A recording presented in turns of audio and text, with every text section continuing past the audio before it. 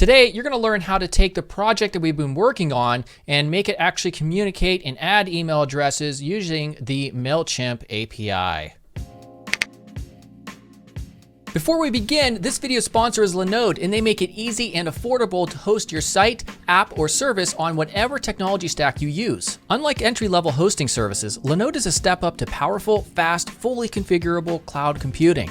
With server plans starting at just $5 plus no hidden fees or surprise outages, Linode offers a no-nonsense hosting at a price you can afford. So sign up now using the link below to get a $20 credit on your new Linode account. Hey everyone, what's up? Gary Simon of CourseCetro.com. So today we're going to be taking the project that we worked in the previous two videos. And by the way, you don't have to follow along with those videos. I'm setting this up so that even if you didn't follow those videos, you can still jump in doing this if you're interested in learning how to create a Node.js backend with Express in order to communicate with an API.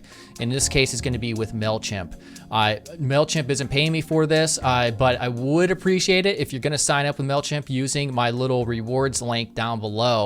That means I get credited in my account every time somebody joins. So let's show you real quickly the actual project and what we'll be doing. So, this is the front end. First, we did the UI design in Adobe Experience Design. Then the next video after that, we actually made a function in the browser with front end development. And now we're going to be making the actual form work. And there's a lot involved in getting this working, and there's a lot of considerations which we're going to be going over a lot. So first of all, you saw me already submit an email, and you can notice that the page doesn't redirect, it doesn't go anywhere, it stays right there and tells us that it's been successful and to check your email. So just to see that again, if I click notify me, it works just like that. It's communicating with the backend very quickly, as you can see, all the way from the client side, which is here, all the way, and we're also going to use fetch, by the way, to communicate with our Node.js Express, and then Node.js is going to use something called request to communicate with the MailChimp API. And then the MailChimp API communicates back to us saying that if it was successful or not, and if so, then we communicate with our client side, and then we make this confirm your email stuff work. Now, what about if somebody doesn't have JavaScript enabled? This will still work. And I have this Chrome plugin called Disable JavaScript. So when we toggle that on, JavaScript doesn't work anymore, like this parallax effects. And this will still work. We do have multiple ways of checking for form validation with JavaScript and without JavaScript. So if we submit this, we can see we don't get the animation and all that, and it does redirect us to a success.html, but it still works nonetheless, which is very important if you want your app to work on as many devices as possible, which you should. All right, I will shut up now. That was a long intro. Let's go ahead and get started. All right, so as you can see, once again, I am a floating head because of my green shirt, my green screen. As you can see, my awesome Linode shirt. Okay, so let's go ahead and get started. As you can see, I have up the project here that we were working on in the previous tutorial. I did make a couple adjustments to the HTML just based on the necessities of getting this integrated with MailChimp. What we'll do is just, if you want to follow along, you don't have to go through all the previous videos. The only thing that we're going to be paying attention to really in this entire HTML document is just this right here, which is the form. If I Control B, get rid of that sidebar, but we can see it's just a form action being submitted to an endpoint called subscribe. That's going to be on our own Express backend, and then methods post. And then we just have our input type of email. I did have that text initially, but I changed it here just to be, more relevant, obviously, and make more sense because this is an email. Name email, ID email, simple stuff, placeholder, your email. And then we did have, I did add this right here as well, required. So this is the required form element, obviously. It's the email, it's the only one we're asking for. And then we also have a pattern here, and this is a regex pattern that basically says that the data that's entered into this field must align with this rule right here. So this is the whatever part, and then the @ sign, and then at whatever, and then the dot, and then the domain extension here. And if what is entered does not work, as you'll see, a default message gets displayed, kind of like a pop-up of sorts, you'll see. And then we have an error right here. Please enter an email. By default, in the SAS, this is hidden, all right? This only gets shown in our JavaScript, and this is just another layer of validation that we have at our disposal. And then input type is submit. Simple stuff, ID of CTA, we'll use that as an event listener for click. So just to show you real quickly here, let's go ahead. I'm going to right click and open with Live Server. And that is using the Live Server extension here in Visual Studio Code. So if you don't have that, go ahead and get it up and working. So when you see, like if I click on Notify Me, it'll say, please fill out this field. All right, so this is default. There's no JavaScript that's making that point up. The only reason that shows up is because of the required section right here.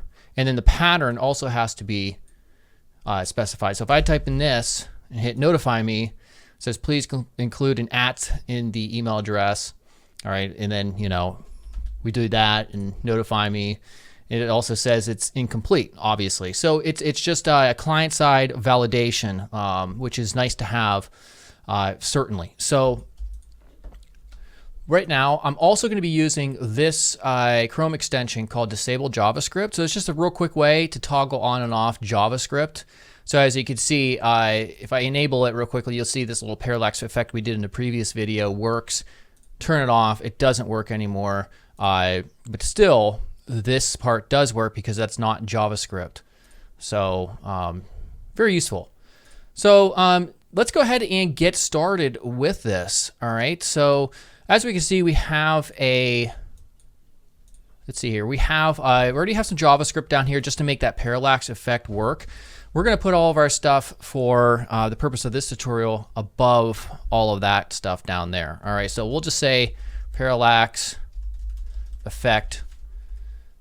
And then we'll go up here and we'll just say form submission. All right, so by default, we're going to define a few properties and get just the basic stuff up and running before we get to the backend stuff for the Node server. All right, so we're going to define 5 different properties here. So we're going to say let CTA equals document.getElement by ID.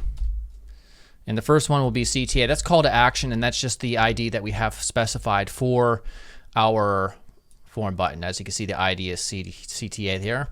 We'll just hit Shift Alt and the down arrow key 4 times. So we have 5 properties, and we're going to adjust these as such. So email, we got error, success, and finally, sign up as well. So I'm not going to go through and find every single one of these. You can see div ID is success right here. Confirm your email. This shows up once the email has been successfully submitted. But yeah, I just wanted to get those properties out of the way. And then we want to find out when somebody clicks on this input button, or in other words, this button right here.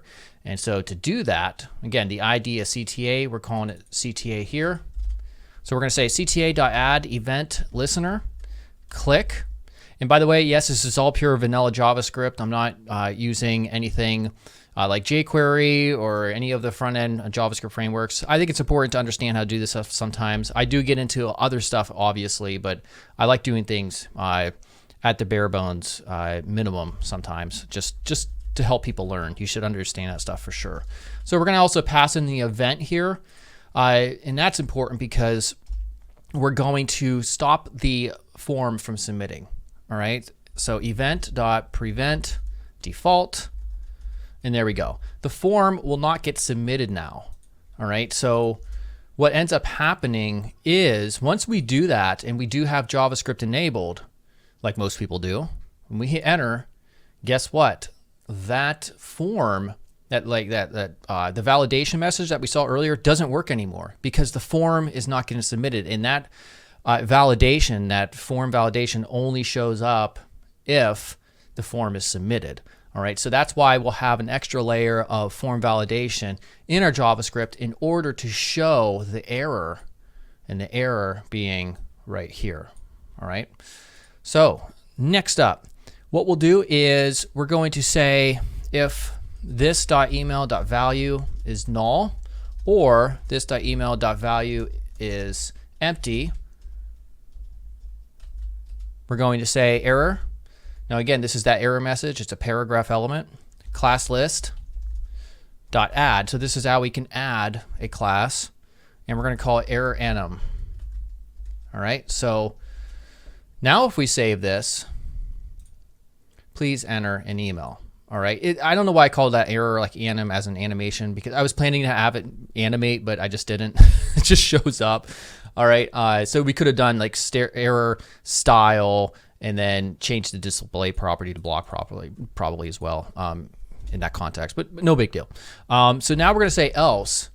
Now this is going to say if there's been an email submitted or at least data submitted of some sort, we're going to now set up our object. We're going to send an object of information to our Node backend, which doesn't yet exist. And we'll set it up right now though. So we're going to say let fetch data. This is going to be an object equals, here's our object. And the first property is going to be method post. All right. We're also going to say body, and we're going to say JSON.stringify. And we're going to stringify this object here, email. So the property is going to be email. This.email here .value. Oh, we're going to say .value up here as well. And then we are going to say JS, as in JavaScript, true. So what does this mean right here? Well, first, stringify this little method right here converts an object to a JSON value, which is what we're going to be submitting to our backend. All right. And when it comes to this stuff right here, we're simply, obviously we have to pass in the email that the user entered in order for MailChimp to add it. And then I'm adding this Boolean value, JavaScript true, just to let our backend know that this is submitted via JavaScript, as opposed to if their JavaScript is disabled, then this won't be passed along to the backend, and then we can redirect them to a success HTML page, because otherwise, if it's coming from here, the JavaScript, then we aren't going to redirect them to another page. They're going to sit on the same page, and we're simply going to show this right here. We'll have it animate in, as you saw at the beginning of the video. So that's what this is for. All right. After that, we're going to say headers, content type is application JSON, because we use that JSON stringify above. All right. So that's good right there. Next up, now that we have just our object, which is doing nothing, of course, we have to actually pass it along, and we're going to use fetch for this. You could use the older Axios library, but there's enough browser support for fetch that we can use that instead. And we're going to send it to subscribe, which of course isn't yet defined because we haven't created our Express backend. And then we're going to pass along fetch data in the second parameter. And then we're going to say then send the result here. And at this point, I think we'll add just a one if statement, and then we're going to temporarily leave the index.html file and set up our server. But we're going to say if response.ok. And this basically means if the response was successful from the Node backend and MailChimp, then do something here. I'm just going to say yay. And then we're going to say else. We'll say error.style.display equals block. Or to be more, I guess, consistent, we could just say that error class list add error anim. All right. So now we have basically the basic scaffolding for all this to start working. And And of course, we're going to have a little bit more code in here to make everything work. But for now, that's pretty good. Let's go ahead and save that, and let's get started with the backend stuff.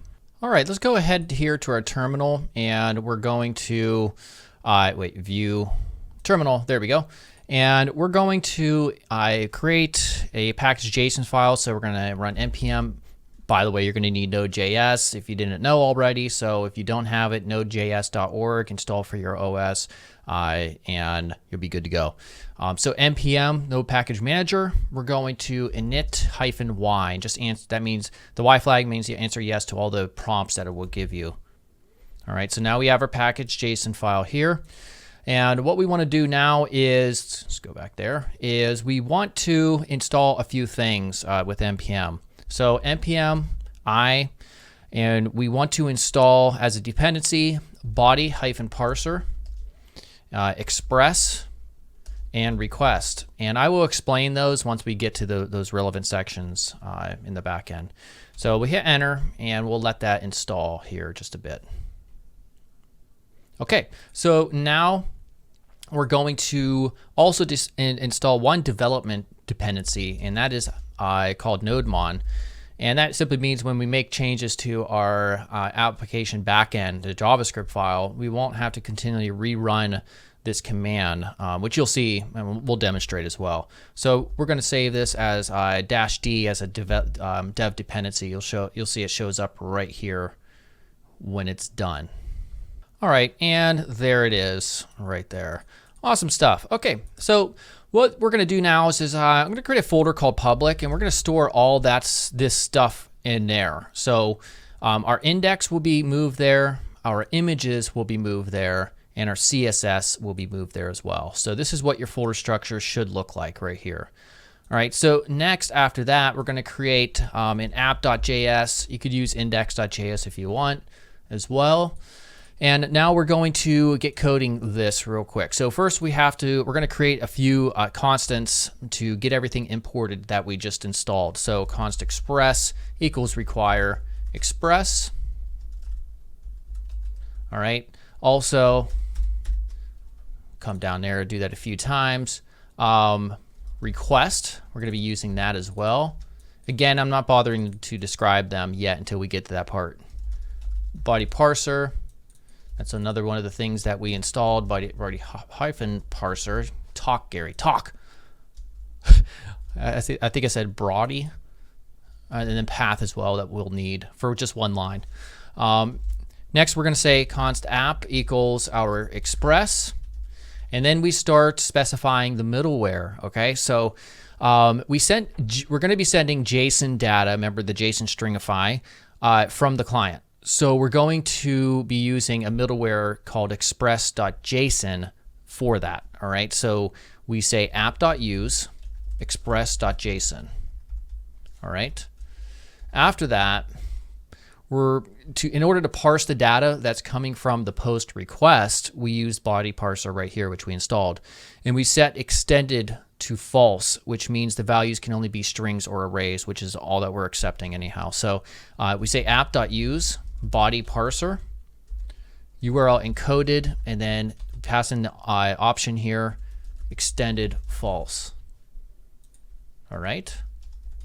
Next up after this, we specify the public folder. The fact that our index.html is here in this public folder.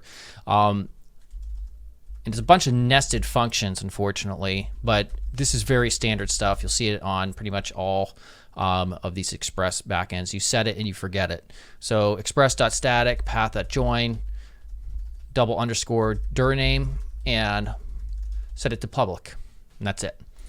All right, so that's the setup stuff. You don't really have to worry too much about these unless you're throwing in different types of content and data from your form, from the client. In that case, you may have to adjust some of these values, setting this to true, for instance. If you're not sending JSON formatted data, you may not use that either. So for us and our purposes, this is set up fine. We'll just call this middleware. All right, so next after that, this is where we get to the fun stuff. So we're sending a post request. So we're going to say app.post, and we defined that endpoint as being subscribe. All right. So in the second parameter, this takes in a request and a response. All right. After that, use our arrow function here. We're going to say console log, just for now, hey. Okay. All right. So we're going to save that. And now in order for any of this stuff to work, we're going to specify two more important lines that you need. These are also set it and forget it properties. Const port equals process.env.port or 5000. So what does that mean? So this right here will be set and it'll be used if this is on like a live web server that has this port. All right, so you publish it to like cloud hosting or something, it's going to use this.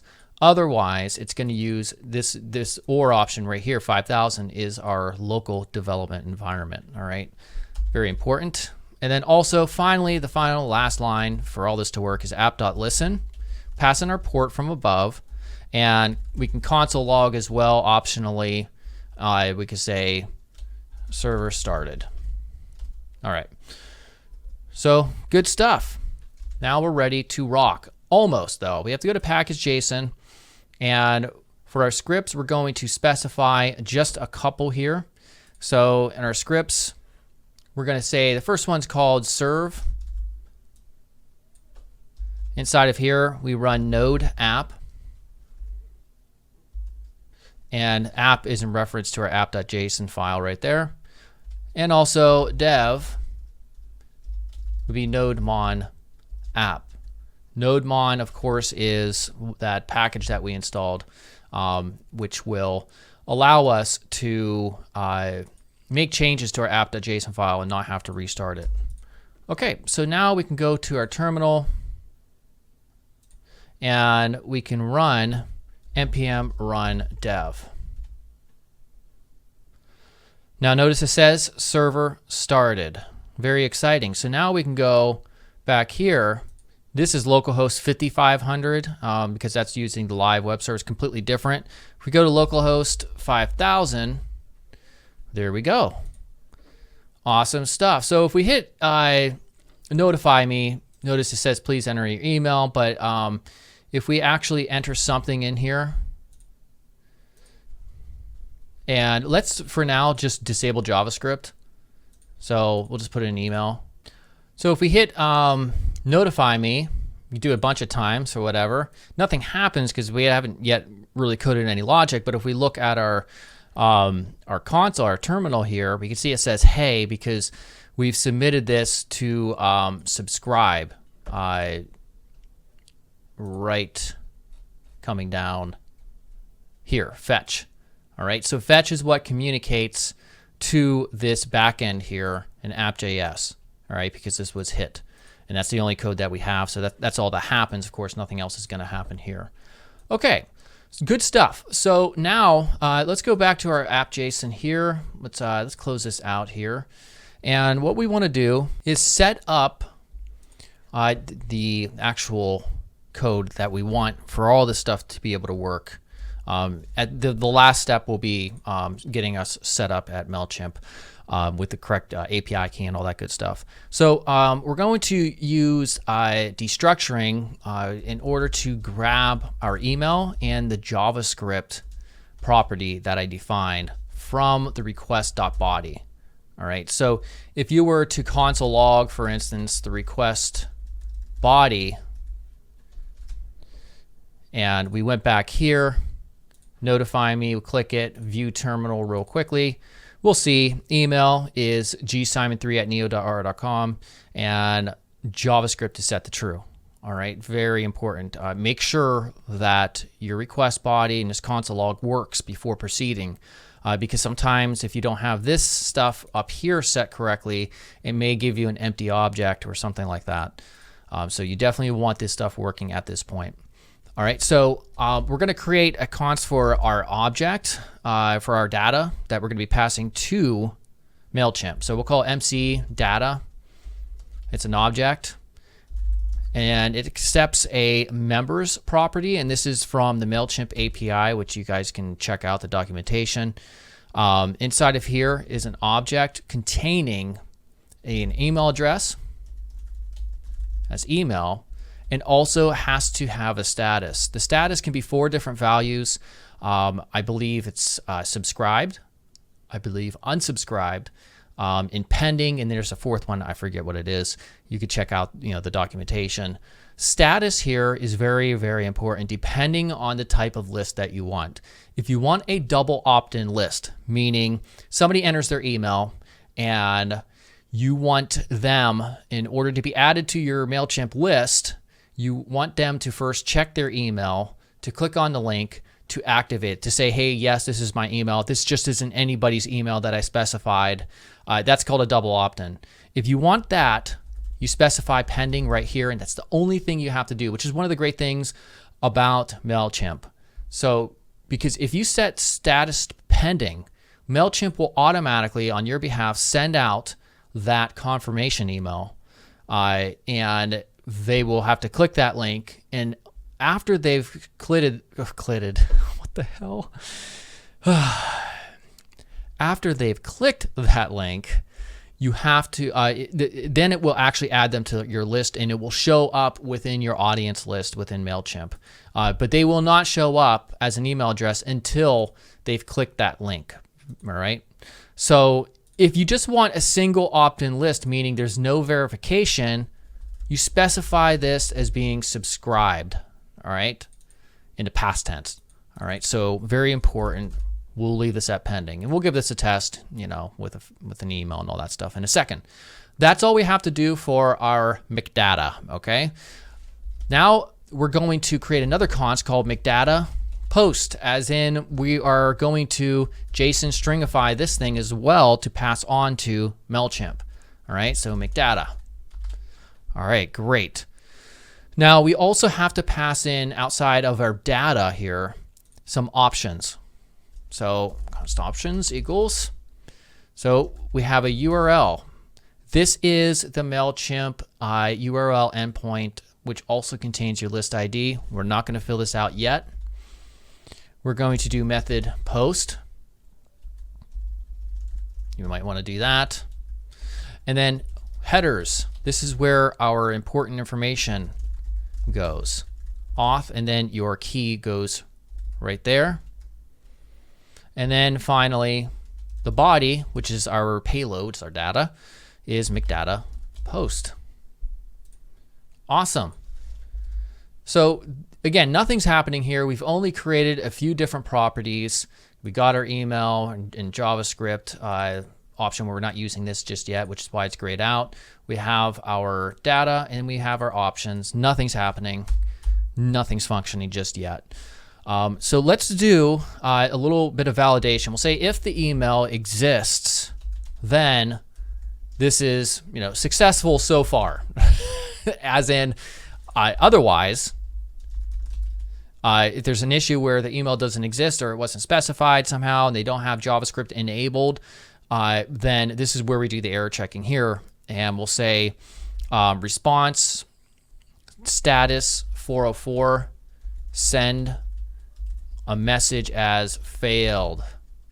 All right, so you could also use response.redirect and send them to like a fail.html, whatever. This will get printed out in the console though, otherwise. So right here, we're going to say request, and this is the first time we've seen request being used. We installed it with npm, and then we created a constant here called request. All right, so we send in our options in the first parameter, which are defined right here. Let's get this stuff down. All right, and then we also pass along an error, a response, body, and what we say here is if there's an error, we'll say response.json, error is the error. All right. Else, if, now here's the part that's where we passed in that little JS property. if this is JS, if, in other words, if JavaScript is enabled and they clicked and submitted that form, then we say response that send status 200, as in it's successful. MailChimp has added our email address. Else, if there was some type of issue, else if they weren't, if they weren't using JavaScript, they don't have JavaScript enabled, then we'll go ahead and redirect them to a success.html page that'll tell them, hey, you did it, bro. Good job. We're not done yet. Outside of here, when we have our, let's see here. Actually, no, we are done. That is it. Yeah, good stuff. I was looking at my reference monitor and I thought I had more code, but that's it really. So just to walk you through this, if email, meaning they've actually entered it in the case that, in the event that they don't have JavaScript, therefore that initial client side validation, wasn't working, then this is our server side validation, what we're doing here. And again, you could use a response redirect to like a fail or something, whatever. But if the email exists, we're going to send in a request. This is what actually communicates with MailChimp's servers. So we have our options. The options here will be the URL that we fill out along with our API key, all that good stuff, along with the data as well, the email and such that we want to add. And then if there's an error, we respond through JSON with an error. Else, if there's if JavaScript was enabled and it was successful, if JavaScript wasn't enabled, it's gonna redirect them to success.html because this here otherwise would not work because they don't have JavaScript enabled. Okay, very good stuff. I know it's a little bit, quite a bit happening here, but it all should be good, hopefully. Now let's go ahead to the MailChimp setup part. Okay, so first of all, if you don't have a MailChimp account, please use the link that I provided here in the description of YouTube. They have a way for me to have credits applied to my MailChimp account if you sign up using my link. So just use that if you want to help me out or whatever. So what we want to do first is if you have the free MailChimp plan, which you probably start off with anyways, you get one audience, or in other words, they used to call it list. It's just like your area where you store your emails, okay, where the people subscribe to. If you have one step above that, their cheapest plan, I forget how much it is, it's like $7 or something a month, then you can have more audiences. So just for my purposes, I'm going to create another audience because I have one of their cheap plans. Just so you're not looking at my other API keys. But the process is still the same if you just have the default initial audience that they set you up with. So I'm going to add an audience by going to Manage Audience, View Audiences, and Create Audience. Again, you won't be able to do this if you have the free plan. It's no big deal though. So we're going to create an audience. The audience name is going to be, let's see here, Complete UI Toot. And the default from email address, Jesus Christ, stop showing my freaking address. Gary Simon, blah, blah, blah. URL settings is going to be, let's see here. We're going to leave that stuff all there. All right, we're good to go. Enable double opt-in. This is also important here if you want to enable this. And you're going to be using pending as the status like we did. So I'm just going to do that. Save. Oh, you watched my toot or something like that. There we go. Save. All right, brand new audience. Okay, so we want to get this audience list. All right, so let me try to remember where the list ID is. Oh yeah, so in order to get this to work, click Audience, View Audiences, and then click on this drop down. Again, if you just have that one initial audience, same thing. You go to Settings. All right, I wish they would make it easier to find your list ID. It should be always displayed like up in the top somewhere, but no big deal. So you take this list ID, you copy it, and you go back to our area here where it says authorization. No, we put this right here, but this isn't the URL. This is just kind of the end of the URL. What you need to do is find out where your actual URL is, and you do that in the backend here in MailChimp, all right, in your account. Okay, so the documentation states in order to find this URL, we see that we have this URL right here. This is the getting started with the MailChimp API 3.0. If you type that in MailChimp API 3.0 documentation in Google, you'll find this page right here. And it says we have this URL, but the DC part of the URL corresponds to the data center for your account. So each account has its own data center for all of the API calls that you're going to make. So for instance, it says if the last part of your MailChimp API key is US6, then it must be US6 right here, and that's the URL that we want to specify to a certain extent. So we have to find our API key. So in your account, just go to here. We'll go to account, and then we click on extras and API keys. And here's my API key. The reason I have this window shortened like this is so that you don't have access to my full API key. If I were to extend this all the way out, you'd see the whole API key.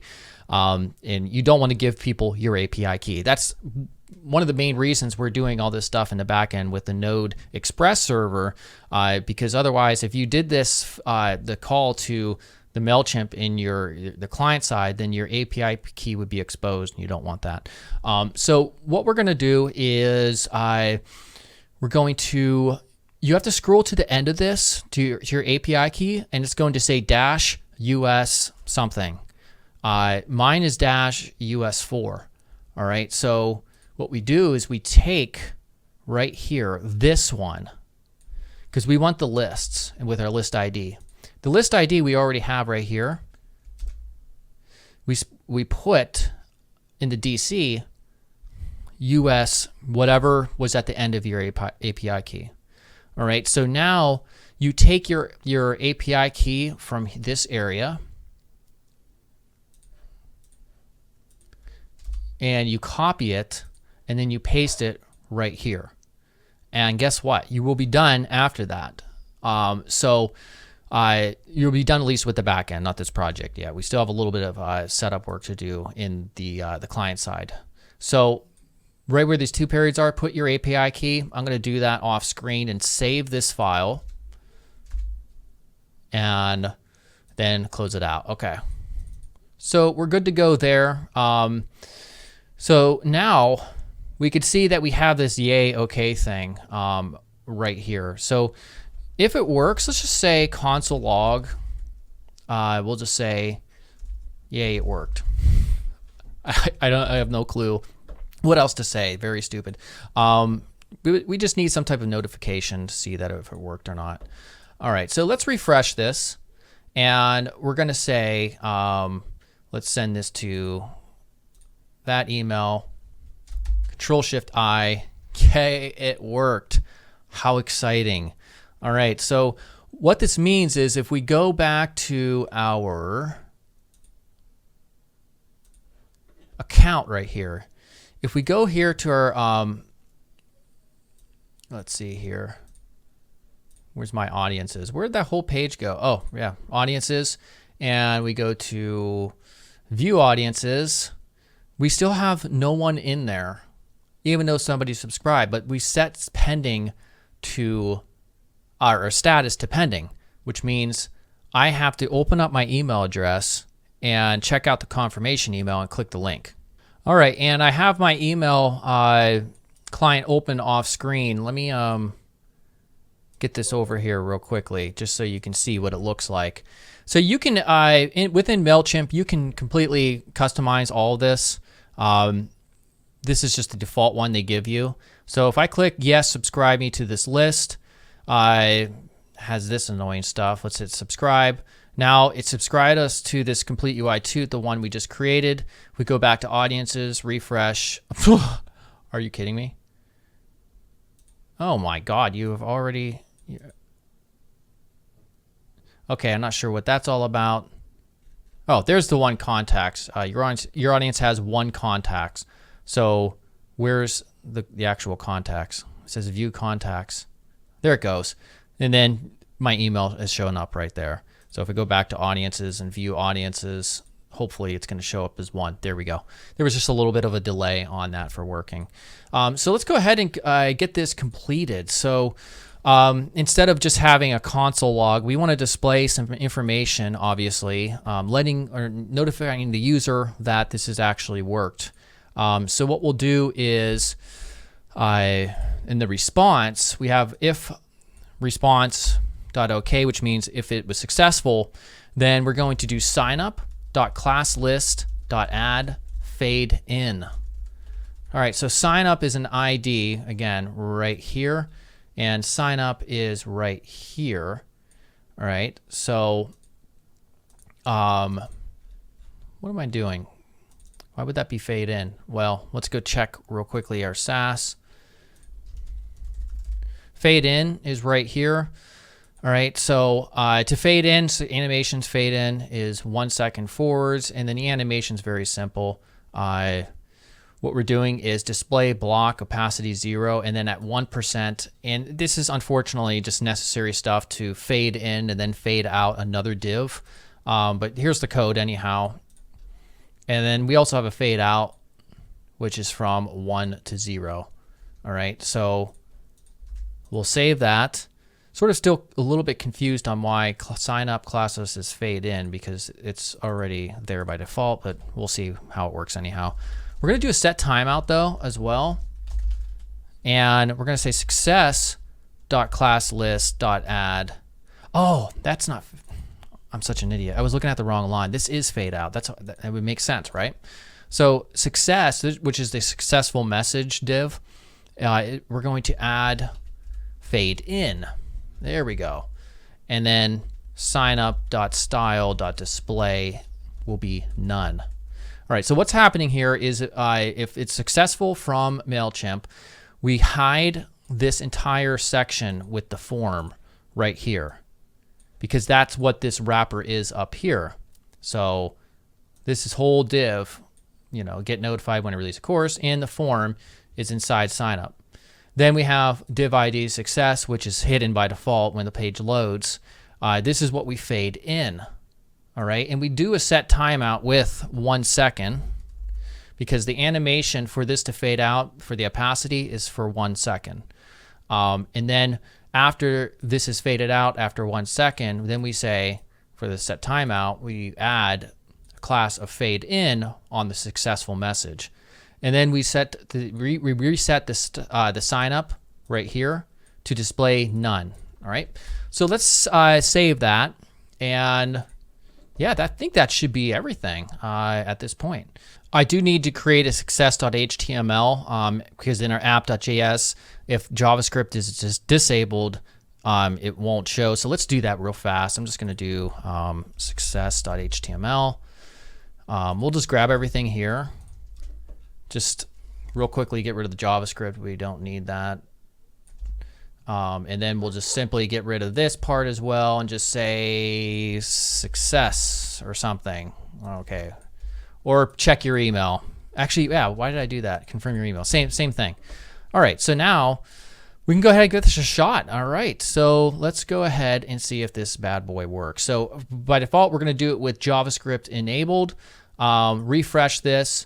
I'll just do Gary at Gary7.net. We haven't done that one. Notify me. And there we go. So this worked perfectly. I would have to go over to my email and then hit confirm, and it would work. Let's try another one without JavaScript. All right. So let's go ahead and again, we don't do this. If we don't fill it out, we get this default, browser-based client-side validation. Let's just do this again. Hit notify me. Oh, success.html. Why isn't this showing up? Oh, I think I know why. We have to go over here and just say style equals display block, I think. There we go. It's because by default we have this hidden in the CSS. So if I refresh this, there we go. Works awesomely. All right. All right, so that was really fun. Hopefully you enjoyed that as much as I did. Getting into backend stuff, something I haven't really touched on a lot, but it's something I kind of want to ramp up here in the future because it's very fun. All right, I will see you guys real soon. Make sure to subscribe if you haven't yet. Goodbye.